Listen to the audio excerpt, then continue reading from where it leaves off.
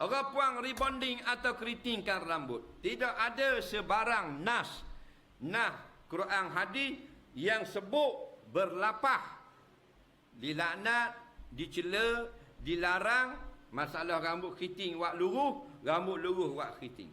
Tak ada lagi kata tak boleh atau haram. Cuma ada sebagian ulama yang mengatakan dilarang kerana dia kiyah dengan hadis al-mughayyirati khalqallah, orang-orang yang mengubah asal ciptaan Allah. Faham? Jadi pandangan itu benar, ada sandaran. Walau bagaimanapun ulama terbagi dua. Sebahagian mengatakan haram, sebahagian tidak mengharamkannya. Jadi berlaku perselisihan. Hak kata haram, sandarannya tadilah. Allah kata, Nabi kata la'anallahu an-namisat wal mutanammisat wal mughayyirati khalqallah. Allah laknat perempuan yang cukur bulu kening botok, lepas tu toreh ngepeng jadi macam anak lembu. Faham lagi? Yang kedua pula al-mughayyirati khalqallah, orang-orang yang mengubah ciptaan Allah. Betul sandaran golongan yang mengharamkan. Golongan yang kata haram, dia kata hadis ini ubah yang kekal. Ubah sementara tidak haram. Faham? Kerana itulah tidak haram perempuan pakai alat makeup.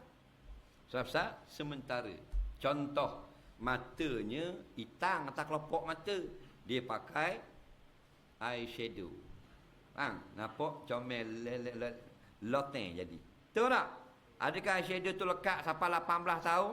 Tak. Balik rumah lagi, mandi, cabut. Hitam mula kelopak mata macam batu. Faham? Pipi bini dia kelabu asak. Faham tak? Macam kendi air panas. Dia pun beli blusher sapu. Perang beli pasar Malang. Oh, ada toko macam beruka macam kapas korek linga. Color-color tu kan. Tu blusher dia panggil ni. Merah pula lah nampak. Sting balik tu bila tengok. Faham lagi? Adakah kekal? Tak kekal. Ulama kata harus. Bibir birak, hitam beletung bibir, ni beli lecu. Faham tak?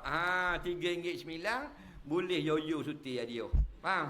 Lama-lama jadi merah nyala. Tadi hitam beletung bibir jadi macam anak anjing baru beranak dah. Lepas tu sekarang cabut mula. Ada makeup remover cabut mula, tidak haram. Yang haram macam di Jepun buat sekarang, iaitu pakai blusher dalam makmal. Masuk makmal, perempuan-perempuan Jepun sekarang, dia pilih warna blusher pada pipi dia, ungu muda ke oren ke apa, dia akan masak kulit dia jadi macam pakai blusher sampai ke mati. Hak tu